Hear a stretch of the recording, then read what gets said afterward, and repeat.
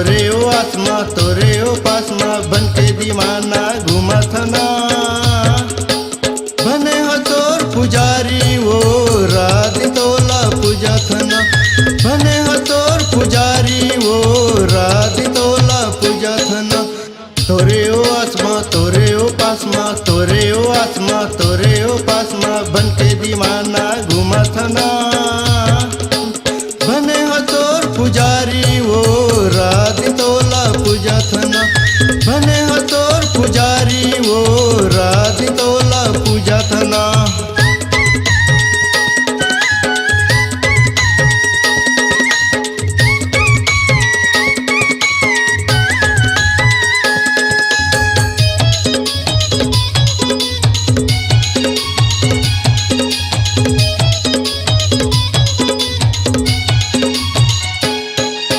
जोगी बने 10 बने में है तोर भक्ति माँ।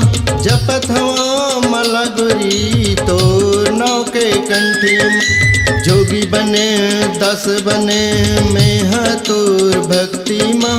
जपत हवा मला गुरी तोर नाव के कंठी माँ। मंदिर बरोबर दिल माँ बसे है तोर मूरत ना। बने हो तोर पुजारी वो रात तोला पूजत ना। बने हो तोर पुजारी वो रात तोला पूजत ना।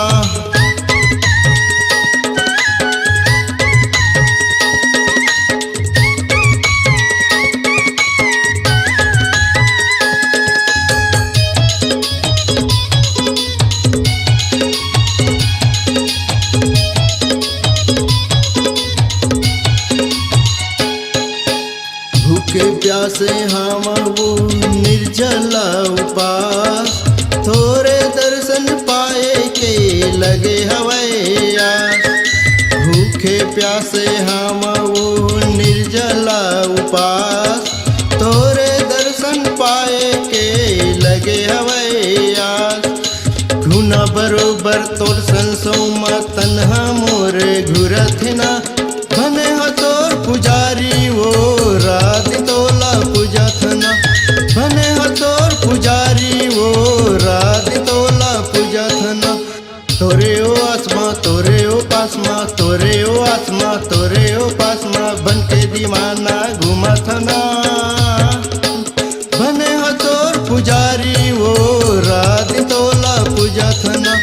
बने हो तोर पुजारी वो रात तोला पूजत ना।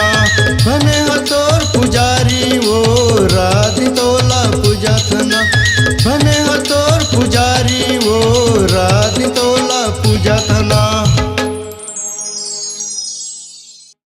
अपनी आवाज को दीजिए एक नया मुकाम।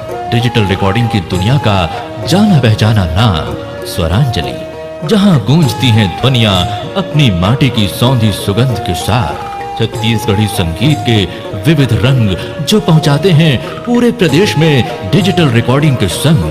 स्वरांजलि स्टूडियो, नेमीचंद गली नंबर 2, गंजपारा, रायपुर।